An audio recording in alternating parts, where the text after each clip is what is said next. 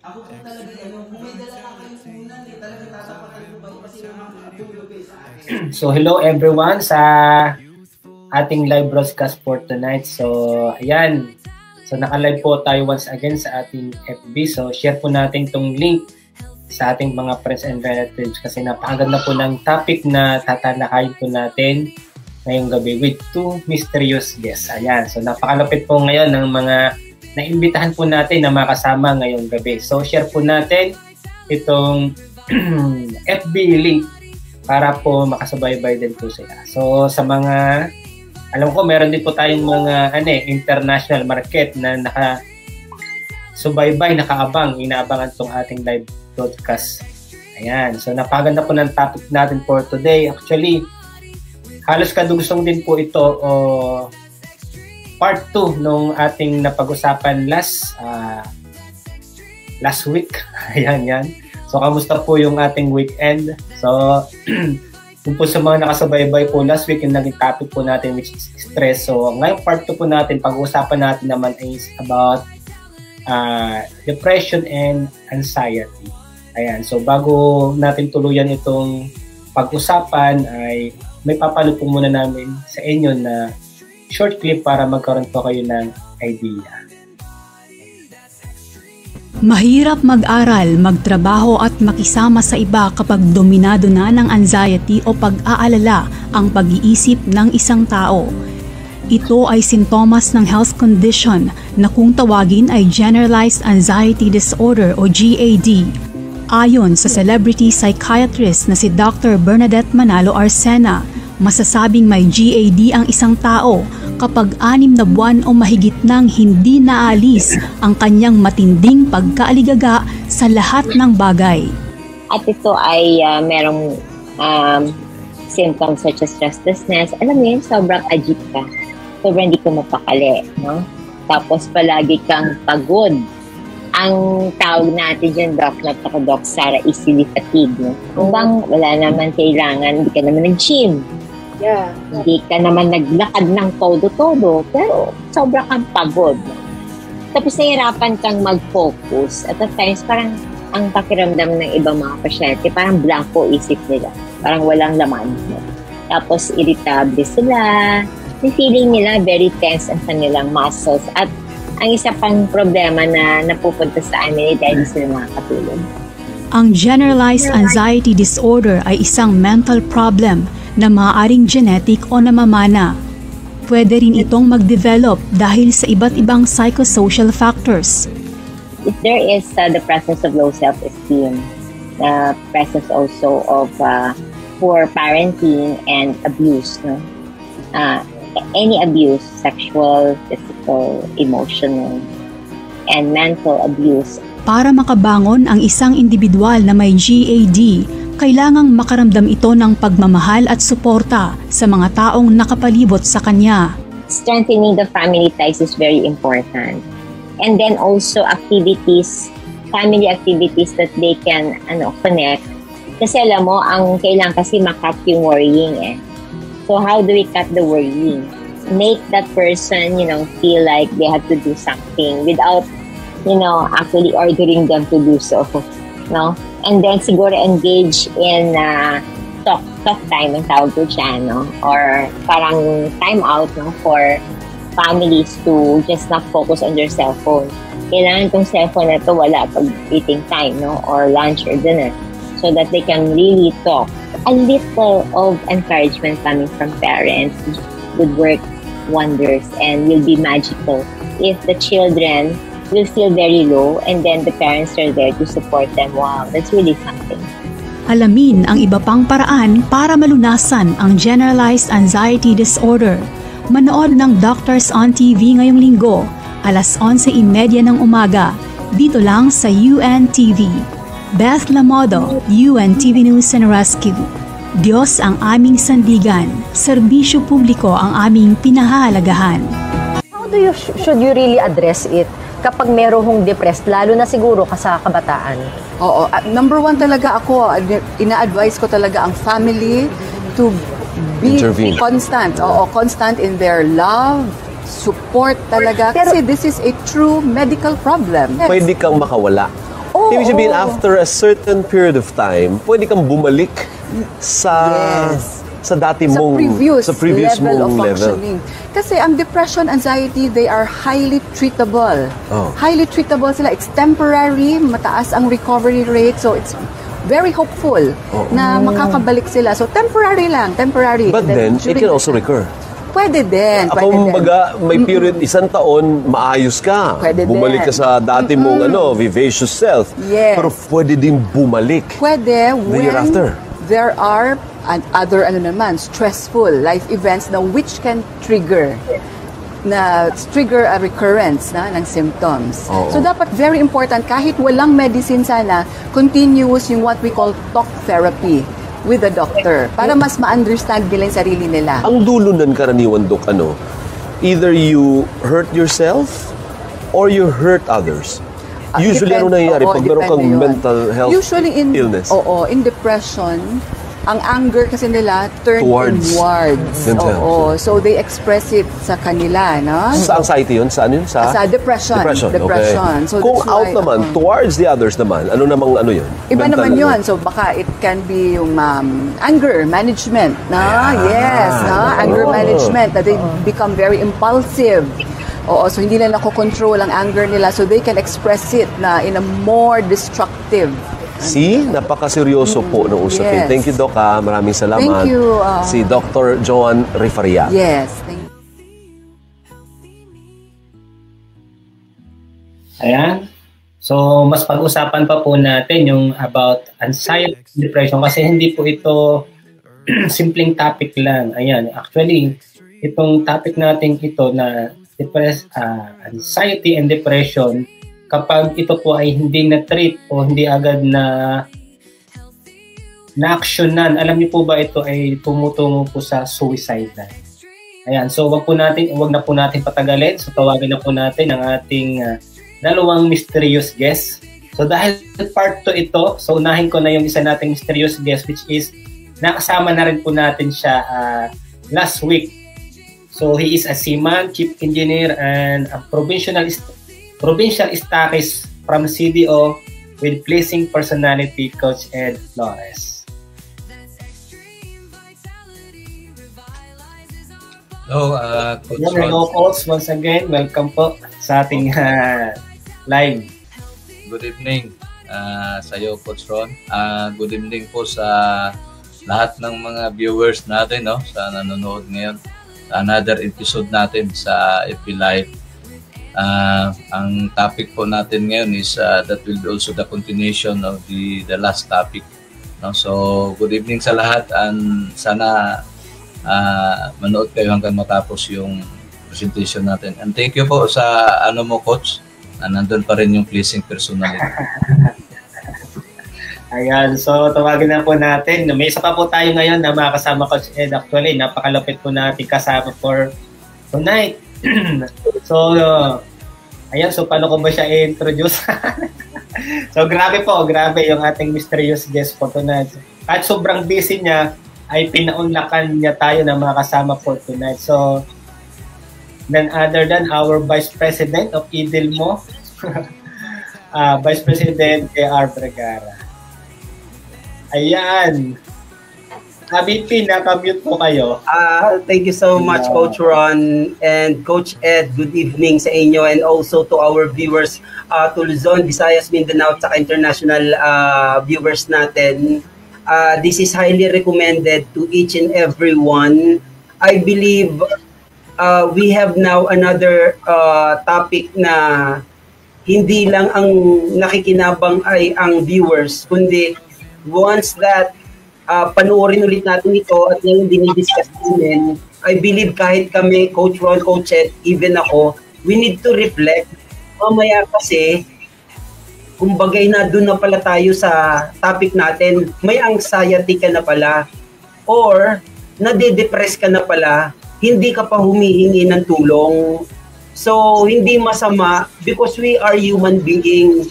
We are designed tayo talaga to be happy, to be sad, to face some struggles and challenges, and also to celebrate some of the victorious moments tayo yun eh. Yun ang kagandahan na tayo nilikha ng Diyos. Napakaganda ng buhay. So this time, I believe, Coach Ron, maraming matututunan lahat. Even tayong panelist, matututo tayo dito. Thank you so much, Coach Ron, for this opportunity na kasama ako. Mukhang hindi mo kaya, yung kasing kisig at kasing gwapo natin na si Coach Ed. Na talaga. Thank you so much, Coach Ron. Ayan. So, pag-usapan po natin ngayon ng mas malawak about anxiety and depression. Kahit ako po hindi nakaligtas dito sa depression na ating pagtatalakayan ngayon. Pero, siyempre, gusto ko pong mahingi ang inyong insights about this. So, unahin ko po kayo, Coach Ed. So, mayroon po ba kayong karanasan or any insight po na ma-share niyo po sa amin about our topic for tonight, which is anxiety and depression? Opo, in my case, yun nga, by nowadays, talagang it's very common na itong mga anxiety, depression, itong mga ganito. Actually, nung unang mga araw, wala naman to eh. Bago, yung nagsimula na yung mga problema sa pera, problema sa love life, problema sa pamilya, no? So, that's the time na nagiging common ang itong anxiety and depression. And actually, base sa mga paghika sa mayroon tayong 5 countries na mayroong matataas na suicidal rates dahil dyan sa anxiety and depression. And it was in nung una is ang Greenland. Ang Greenland mayroong 59.6 per 100,000 katao. Isipin nyo yun, sa 100,000 katao, mayroon ng 59.6 na nagkaroon ng suicidal. No? Tapos pangalawa is yung Guyana na country, 31.3 per 100,000. Pangatlo is yung Lithuania, 27.9 per 100,000 also. And then pang-apat is the South Korea, we have 25.8 per 100,000. And then the last one, number 5, is the Russia with 24.1 per 100,000. So, ganun na siya sa buong mundo. Ganun na talaga siya ka-common ang na to. Anyway, in my case, I have also experienced this one nung nasa barko ako. Parang ang pinaka-reason doon. Kasi marami kasing causes kung bakit tayo nagkakaroon ng anxiety, bakit tayo nagkakaroon ng depression. In my case, it was about finances, financial problems, of which marami naman talaga, hindi lang ako, marami din mga seaman, hindi lang seaman, mga businessman at iba pa. So, panay ako iniisip, unang-una nagka-anxiety muna. Kasi anxiety is yung lagi mong iniisip, natatakot ka, na ganito, ganyan. So, nauna yung worry mo, nauna yung takot mo. Hindi pa nangyayari, pero nag-overthink ka na baka ganito, ganyan. Until such time, na parang nasasaktan ka na, medyo nag-ano ka na, kukulong ka na sa kwarto hanggang hindi ka na lulabas, doon na pumapasok na yung depression. So in my case, with God's help, yun din naman ang naranasan natin. So pag mga ganyan kasi, pagka mga personal problems na, ang pinakauna doon talagang idasal natin, tatawag tayo sa Panginoon sa taas. Then secondly is yung support natin sa family. Napaka-importante po. Then the third one is yung sa mga friends, makasama sa trabaho, mga ganito. So yan lang muna ang my experience ko about sa depression at anxiety po. Ayun, so thank you so much po, Coach Ed, for sharing your insights about our topic for tonight. So how about you naman po, VP? Parang hindi po kayo nakaranas ng hindi halata kung nakaranas ba kayo ng anxiety and depression. So can you share po sa amin, sa mga tayo, Coach Ron, kumbaga looks can be deceiving. Pero sabi ko nga, dun sa aking opening kanina, yung beauty of life, nung teenager tayo, hindi natin nare-realize yun. Gusto natin bagong damit, bagong kung ano man, sapatos, bagong kung ano mang leisure na gusto mo or hobby, yun yung teenager ka. At nung 20 years old ka, happy go lucky ba tawag doon? Basta kapag you are living your life to the fullest, teenagers, 20, 30, yes. Kung nag-settle down ka na at may pamilya, kumbaga doon ka nakakaranas na re-realize mo ang buhay natin tatad ng problema.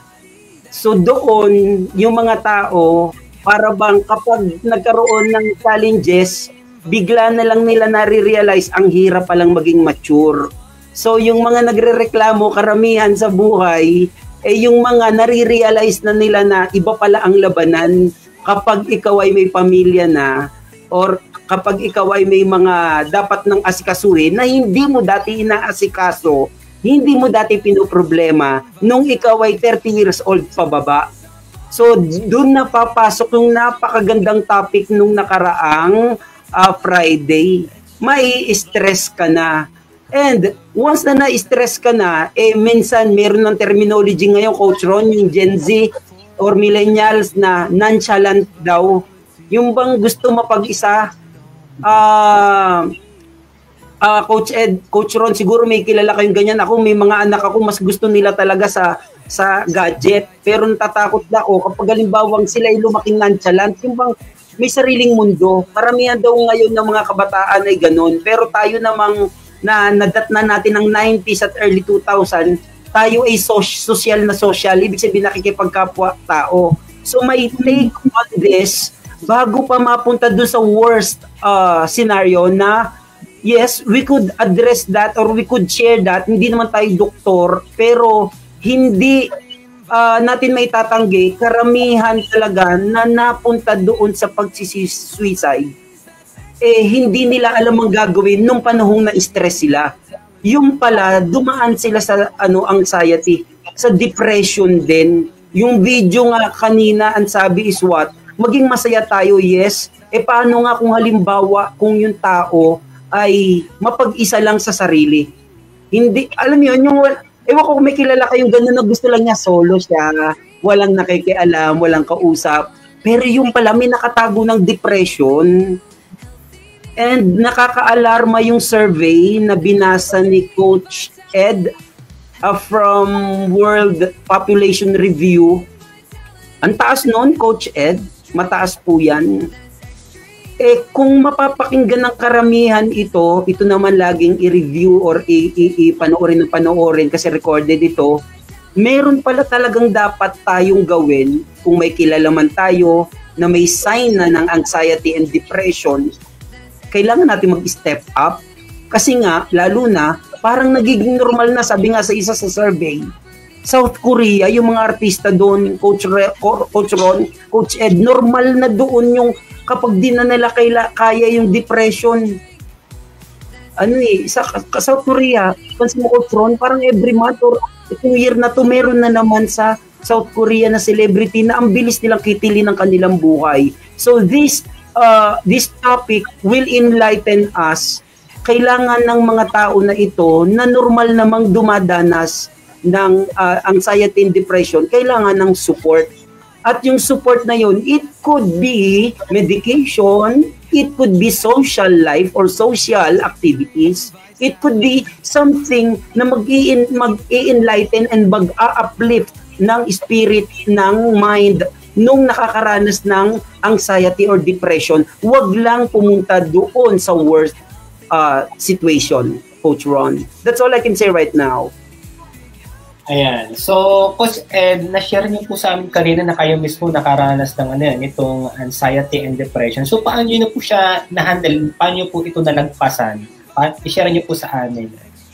Para malaman po ng ating mga nakasubaybay sa FB Lives kung may kilala sila ng ganon. So, paano nila matutulungan? Ayan. Opo.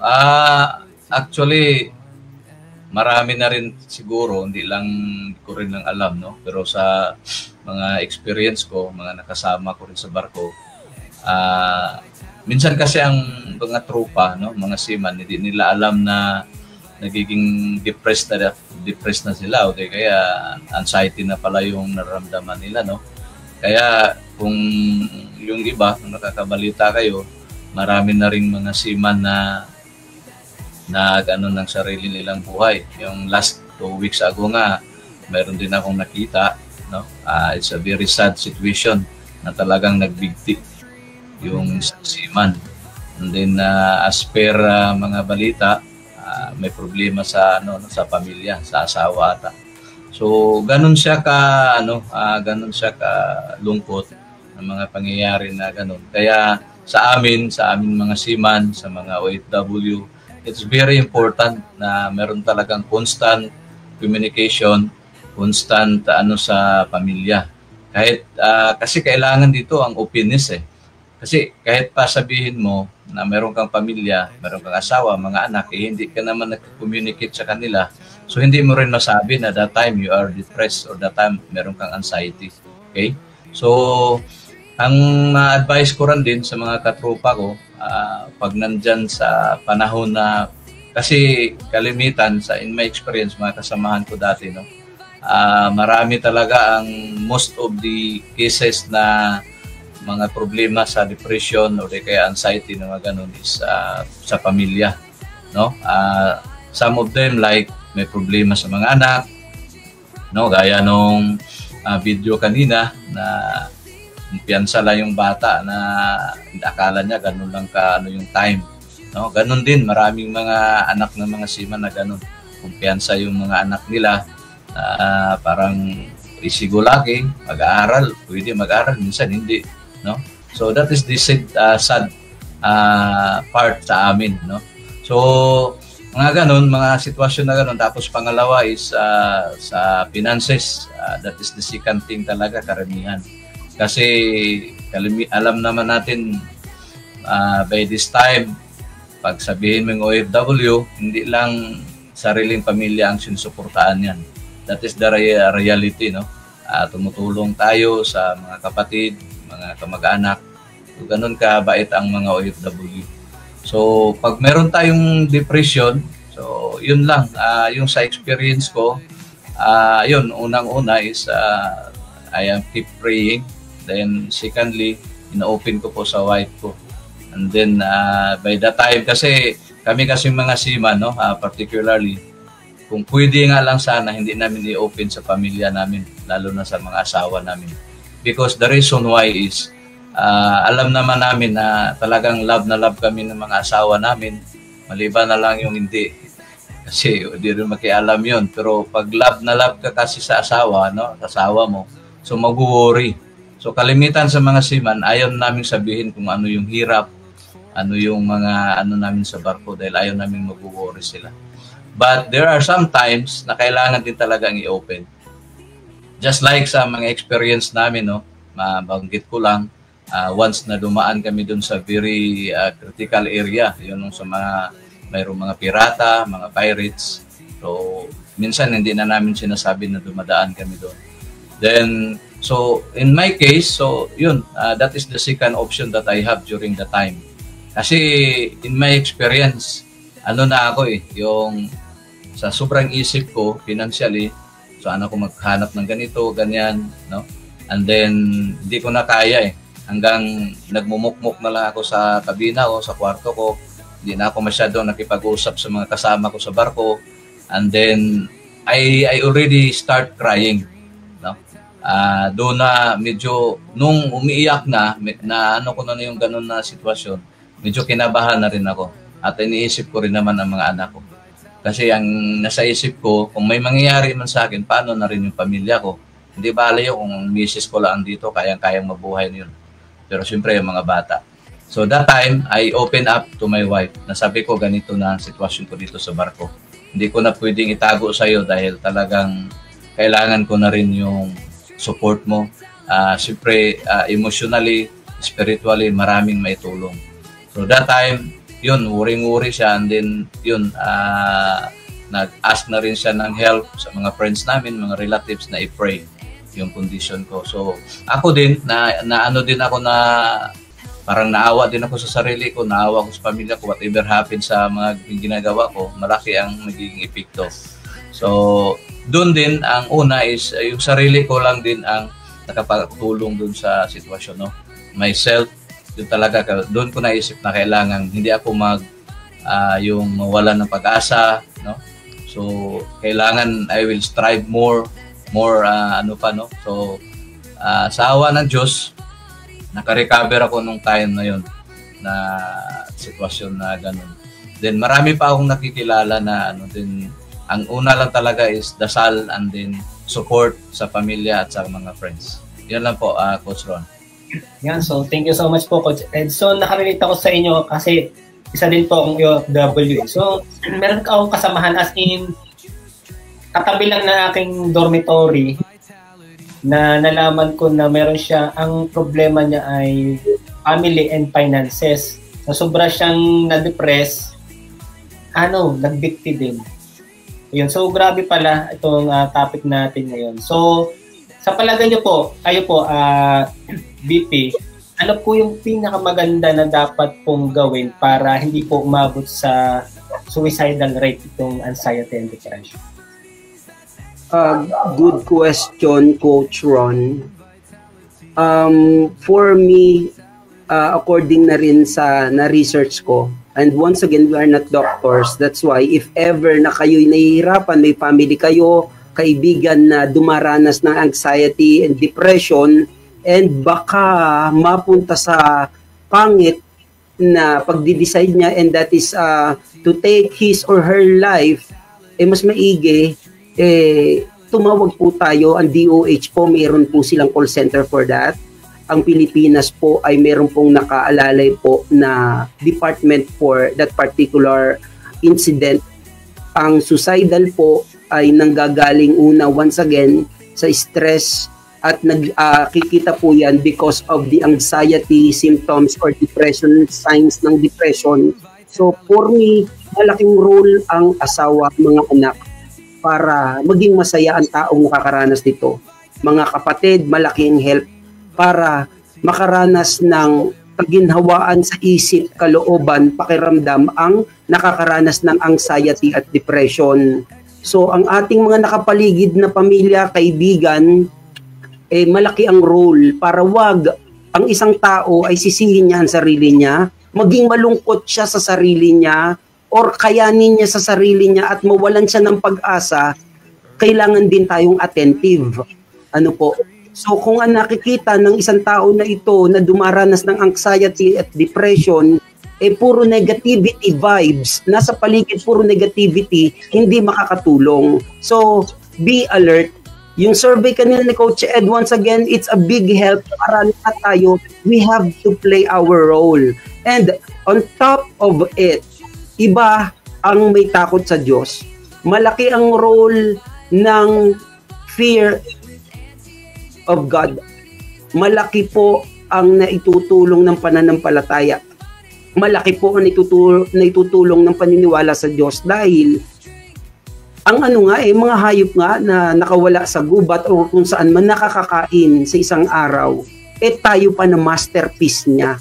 Tayo po yung pinaka obra maestra ng Diyos. Kaya kung lahat tayo dadanas ng problema, ikaw naman parang sarili mo, parang ikaw ang hirap na hirap. For me, dapat mapayuhan natin sila.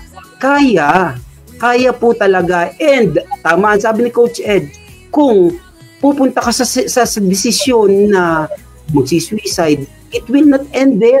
Dadagdag pa nga sa problema ng maiiwan mong pamilya. So malaki ang role ng pamilya, ng magulang, malaki ang role ng kaibigan, at lalo naman malaki ang role ng iyong pananampalataya or faith in our Lord God. So yun ang akin, Coach Ron, malaki po talagang tulong ang bawat isa. Kung tayo po ay leader or company supervisor or manager, be attentive kasi we have silent warrior at bawat isa ay warrior. So hindi masama na tayo mag-open up, at tayo naman, kapag tayo naman ay hiningahan ng problema ng isang tao, let's be attentive and serious enough para malaman natin, mag-read natin, masukat natin, baka siya ay may anxiety na or depression. That way, we could apply kung paano ba natin a-approach ang payo, like papunta na ba sa gobyerno, sa doktor, or kaya namang solusyonan ng sariling pamilya or kaibigan para gumaan ang pakiramdam ng taong huminga ng problema sa iyo or sa atin. Yun po masasabi ko, Coach Ron.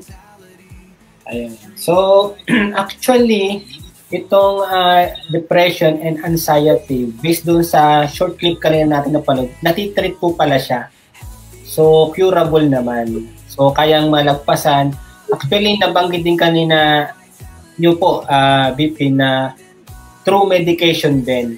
So bukod sa ating friends and relatives at yung ating pananampalataya sa Diyos, minsan kahit Kristiyano tayo, meron pa rin talaga dumadanas ng ng depression. Ako mismo na kahit Kristiyano, dahil sa pagka-depress ko, alam niyo po ba na ako pinupuntahan ko yung aking mga tropa na manginginom para makalimot, alam niyo po ba yun? Pero Kristiyano ako.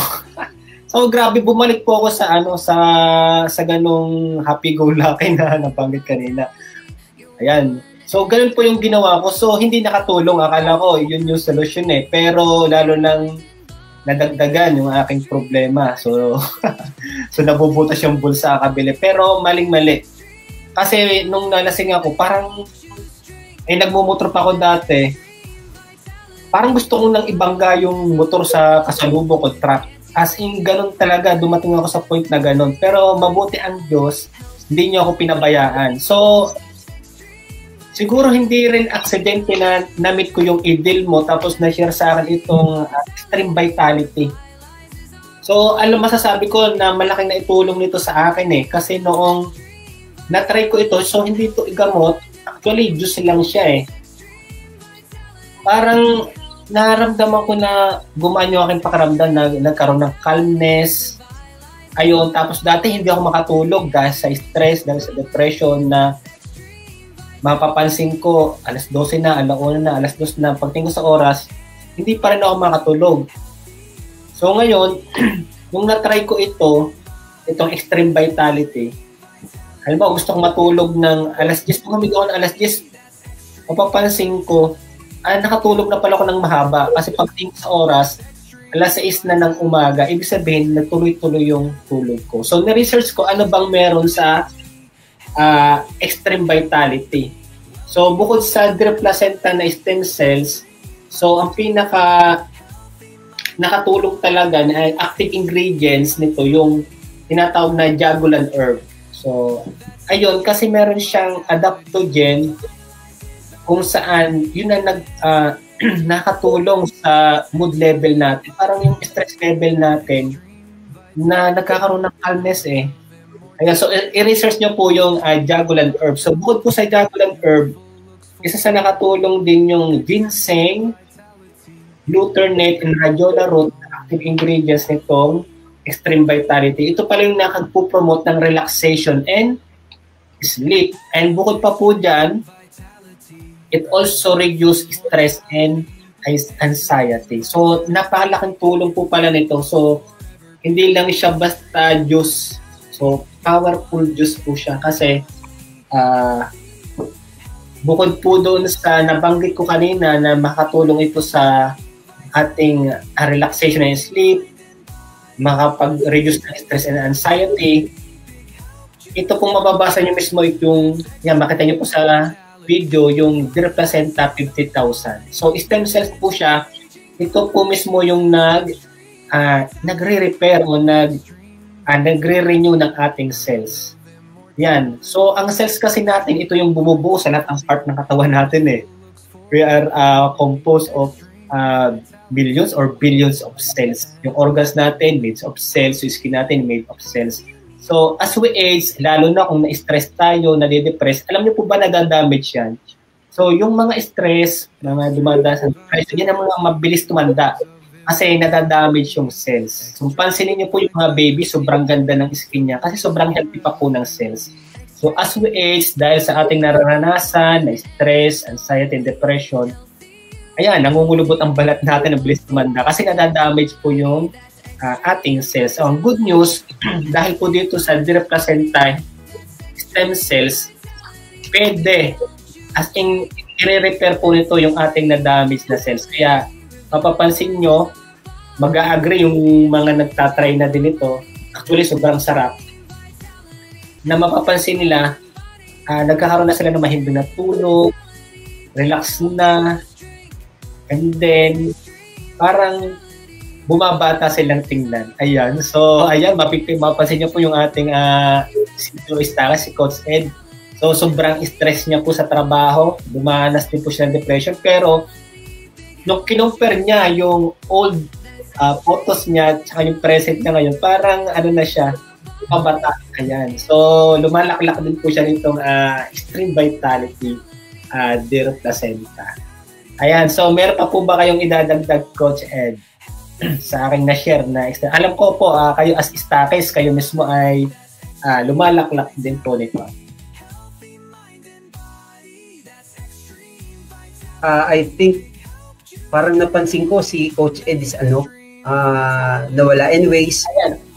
Kayo na lang po, BP. Nagta-trading kayo nito. So ano po yung na-experience nyo na naging benefits po ng Extreme Vitality po mismo sa inyo at sa inyong family? Nakakatuwa because Extreme Vitality, nung tinake po namin to ni Abs Rose, merong pagkakataon na talagang may stress kami and meron kaming pinag-uusapang medyo mabigat, pero because of Extreme Vitality, merong calmness or para bang hindi namin kayang magalit. Merong ganong effect siya, nakakatuwa. And sabi ko nga doon sa isang naturopathy doctor na kinausap ko last time, Doc, ito try nyo po. Kasi sa akin effect na to is para akong, alam niyo po yung laging bagong gising. So ang ganda ng pakiramdam ko na para bang kahit meron kang challenges, meron kang mga problema, lahat naman meron, pero iba yung bigat. Pero ngayong nakakainom po kami nitong Extreme Vitality, awa ng Diyos, nakaka-smile pa rin. May calming effect siya, mellow ang mood. So, alam ko, yung effect din kay Coach Ed ay talagang pabata. Kasi nung una kami video call nung January, February, iba talaga yung gandang lalaki niya ngayon. Sige, Coach Ed. Thank you for that, BB. Actually, totoo yun. Marami rin ako mga kasama na nakilala ko, no? Kasi hindi talaga, di joke. Kasi ang Extreme Vitality kasi yung Dear Placenta na stem cell natin, that is si anti-aging, no? Kasi as nabanggit ni Coach Ron kanina, ang cells kasi ang katawan natin is content ng cells na pag edad ka ng 40 years old up, nasa 40 trillion, no? More than 40 trillion. So isipin nyo yan. So ibig sabihin, pag tumatanda ang tao, tumatanda yung cells. So hihina. So itong stem cell na to, ito yung Extreme Vitality natin, ito yung mag-rejuvenate o papalit. So bis na mukha tayong stress, so anti-fatigue, anti-stress itong anti-fatigue dahil doon sa Jaugulan herb. So, kita nyo naman, mamaya sa pagkatapos ng live natin, sino yung makakomment, makahula sa edad ko, bigyan ko ng regalo. Dahil dyan sa Extreme Vitality natin po. Ayun, no? Ayun, so thank you so much po, Coach Ed and BP. Actually, overtime na tayo, so True. Please bear with us, pero to support our testimony, actually marami pong video tutorials. So, mabilis lang po ito, so panoorin po natin.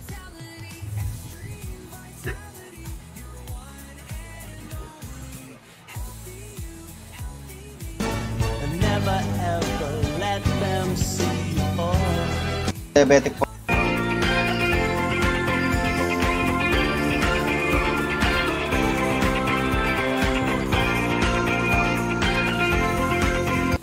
Francisco Pego, isang registered retired midwife na taga Beverly Hills, Perez, dito po sa 13 Martires, Cavite. Bali, nagkaroon po ako ng pain sa shoulder ko po dito, hanggang dito po sa buo kong kamay, sa left part. At nagkaroon po ako ng nagpa-therapy po ako sa isang private hospital dito po rin sa Cavite. At naka-5 session po ako ng therapy. So, nagpunta po ako kay Maricon, kay Ma'am Maricon Tuli, at in-encourage niya po ako bumili po nitong Extreme Vitality. Pero sa totoo lang po, hindi talaga ako ma-encourage kasi isip ko parang lahat lang pare-parehas lang po sila ng content. Kaya lang po dahil gusto ko din pong gumaling, tinry ko po na subukan po yung product. So, habang nag-uusap kami, nagtimpla po siya sa amin ng 1 sachet. At doon ko po na subukan o naramdaman na parang may pagbabago po sa aking balikat. Then, ang nangyari po, bumili ko ako sa inyo ng 2 rakete at tinuloy ko po ang pag-inom noon hanggang sa naramdaman ko na parang unti-unti gumagaling ako sa product ito. So, lahat po, ini-encourage ko po na sana lahat ng mga tao o may mga karamdaman ay subukan din po ang product nito dahil Ayan. So, grabe So, sobrang daming testimonials ng benefits na itong Extreme Vitality. So, bago tayo tuluyan na magpaalam o tapusin itong ating topic for tonight. So, can you give us some advice and final words na rin po, Coach Ed, about our topic for tonight? Okay, thank you po, Coach Ron. Ayun, masabi ko lang, yung presentation natin dito, mga sinasabi namin.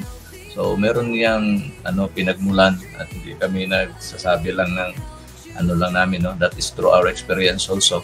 So, sa sinasabi ko nung una, mga katrupa, no? Mga seaman na sa barko o nasa bakasyon, i-try nyo lang ang produktong ito at hindi kayo magsisisi po. Thank you po sa time, Coach Ron, at sa BP, sa lahat po ng nanonood ngayon. Thank you. Ayan, so thank you, Coach Ed. Once again, ay pinaunlakan nyo ang aming invitation for our part 2, which is anxiety and depression. So, BP, advice po and final words na rin po. Marami tayong nakikilala na ngayon na masaya lang. Marami tayong nakikita, nakakausap na kala mo walang problema. Ang gusto ko lang po sabihin, lahat na i-stress, yung ibang tao magaling magdala. Lahat na dumadaan sa depression or anxiety, maaari yung iba hindi lang nila ramdam or hindi lang nila kaya may pakita or ikaw hindi rin mo rin alam na dumaranas sila ng anxiety and depression or matinding stress.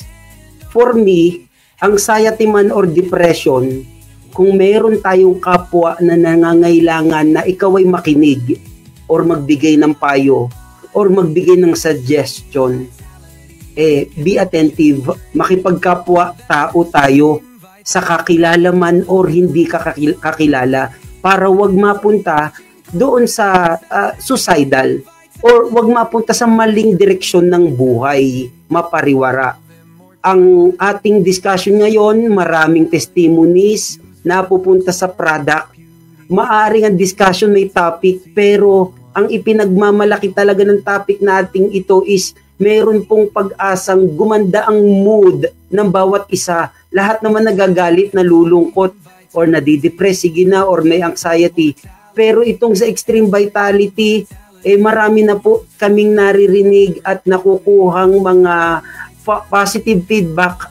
Gumaganda talaga ang mood, nawawala ang depression, nagiging kabanding ulit yung anak, nagiging ka-close ulit yung asawa, nagkakaroon ulit ng intimacy ang mag-asawa because of the product. So yung hope, yung pag-asa, Coach Ron, hindi basta-basta nakukuha yun ng kung saan man. Pero with this product, Extreme Vitality, sa dami rin ng nagagamot, hindi naman to gamot, pero napapagaling. This is just an herb. Juice drink nga ito, pero kiniklaim ng iba, gumaling kami, ginamot kami niyan. Well, una kong masasabi, salamat sa Diyos, mayroon tayong Extreme Vitality, ilalayo na tayo sa sakit, ilalayo pa tayo sa stress, anxiety or depression. Tayo po ay tangkilikin natin ito, ipakilala natin ito sa lahat ng tao, lalo na sa mga may nararamdaman, emosyon man, or karamdaman sa pangangatawan. Thank you so much for the opportunity, Coach Ron. Good evening, everyone.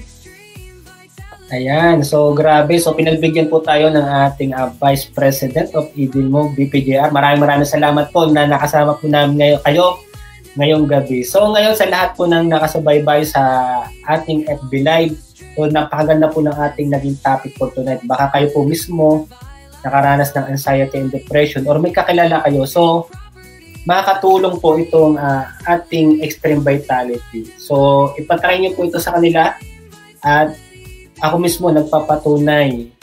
Nung na-try ko ito, nagkaroon talaga ako ng calmness and relaxation. Nagkaroon po ako ng mahimbing na tulog. Yun ang kaunang nadil agad sa akin na problema. Hirap po talaga akong matulog. So, umabot ako ng alas 2 sa madaling araw, hindi makatulog dahil sa stress, dahil sa depression.